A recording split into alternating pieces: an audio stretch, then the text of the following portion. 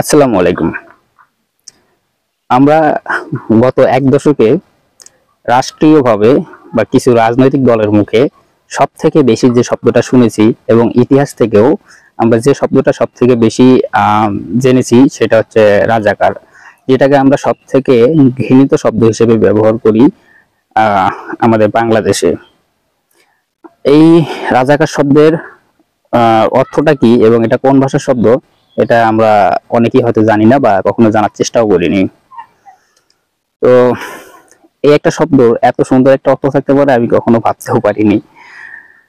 আমি যখন এই শব্দের অর্থটা শুনলাম, পরবর্তীতে গুগলে সার্চ করে দেখলাম, আমি তো রীতিমতো অবাক যে এই একটা শব্দের এত সুন্দর অর্থ থাকতে পারে।